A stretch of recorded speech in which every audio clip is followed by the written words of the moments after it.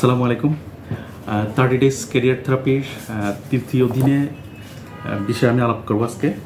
তৃতীয় দিনে আমরা যে বিষয়গুলো নিয়ে আলাপ করব তার মধ্যে একটি হচ্ছে সময়ী জীবন, 2 নম্বরটা হচ্ছে নিজেকে প্রত্যাখ্যান করবেন না, 3 নম্বর হচ্ছে নিজেকে অনুপ্রাণিত করার ব্যতিক্রমধর্মী কিছু উপায়, আর 4 নম্বর হচ্ছে নিজের সিভি এবং রেজুমি তৈরি করার কিছু টিপস।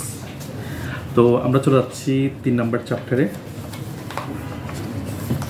এটা হচ্ছে 3 নম্বর চ্যাপ্টার।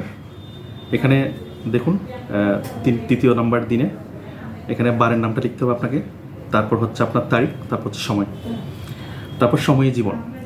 আপনার সময় আপনার জন্য কতটুকু মূল্যবান সেই বিষয়টা এখানে সম্পূর্ণ বুঝিয়ে দেওয়া হয়েছে এখানে, এবং সময়কে কীভাবে কাজে লাগাতে পারবেন সেই বিষয়ে কিছু কথা এখানে লেখা আছে। এরপর একটা খুব ভালো সুন্দর একটা ইনফোগ্রাফ দেওয়া আছে, সময় জীবন, জীবনী সময়। এই ইনফোগ্রাফটা দেখে আপনি বুঝতে পারবেন আপনার জীবনের সম্পূর্ণ সার্কেলটা এখানে আলাপ করা হয়েছে। তারপরে আপনি দেখবেন এখানে নিজেকে প্রত্যাখ্যান করবেন না।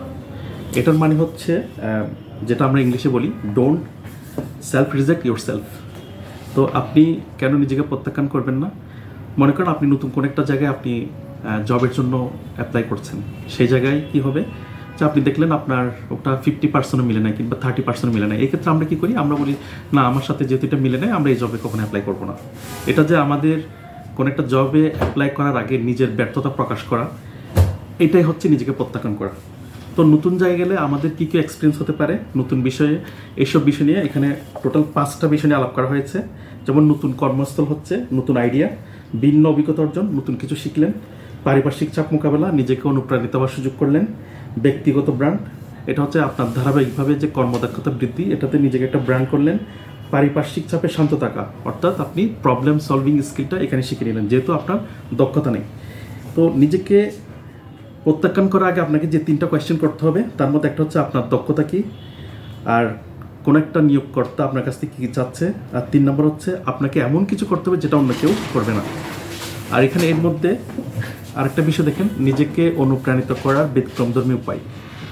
আপনার যেই নামটা হবে প্রত্যেকটা নামের প্রতিটা অক্ষরকে দিয়ে আপনি কিছু মোটিভেশনালমূলক কিছু ওয়ার্ড তৈরি করবেন। যেমন আমি তৈরি করেছি, আমার নাম হচ্ছে জাহেদ, সেই জায়গায় আমি তৈরি করেছি যেতে জয়ফুল, এতে এমেবল, হেইচে অনেস্ট, ইতে ইমপ্যাথিক, ডিতে ডেডিকেটেড। এই 5টা গুণ আমার মধ্যে আমি পেয়েছি, সেজন্য আমি এই 5টা গুণ আমি আমার মধ্যে নামকে আমি এভাবে লিখেছি। এটাকে নিজেকে অনুপ্রাণিত করা একটা ব্যতিক্রমধর্মী উপায়। তারপর হচ্ছে নিজের সিভি এবং রেজিউমি।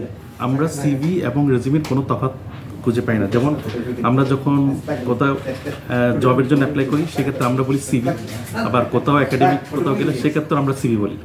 সেজন্য আমরা সিভি এবং রেজিউমিতে কী কী পার্থক্য আছে এই বিষয়টা আমাদের অত্যন্ত জানা জরুরি, যে কারণে এখানে সম্পূর্ণ উল্লেখ করা আছে। তারপর প্রতিটা চ্যাপ্টার শেষে যে আপনি পাঠোত্তর মূল্যায়ন পাবেন সেই জায়গায় এখানে এটা 4টা কোয়েশ্চেন দেওয়া আছে, এবং আজকের দিন আপনি যে কোর্সগুলো করতে হবে সেই কোর্সের কী কী কোর্স করবেন, কোর্স প্রোভাইডেড এখানে একটা লিস্ট দেওয়া আছে, সেই লিস্ট অনুযায়ী আপনি এটাকে ফিল আপ করতে হবে। তারপর হচ্ছে মোটিভেশনাল কোড যেটা আজকের দিনে সেটা এখানে লেখা আছে, সেটা হচ্ছে পৃথিবীতে আপনি একমাত্র ব্যক্তি যিনি আপনার ক্ষমতাকে কাজে লাগাতে পারবেন। এটা দিয়ে আমাদের তৃতীয় দিনের চ্যাপ্টারটা শেষ। ধন্যবাদ, সবাই ভালো থাকবেন।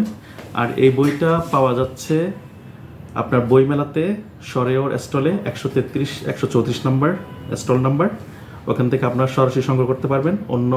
অন্যভাবে হলে অনলাইনে রকমারিতে সংগ্রহ করতে পারবেন। আশা করি বইটা আপনাদের কাজে আসবে। ধন্যবাদ সবাইকে। আল্লাহ হাফেজ।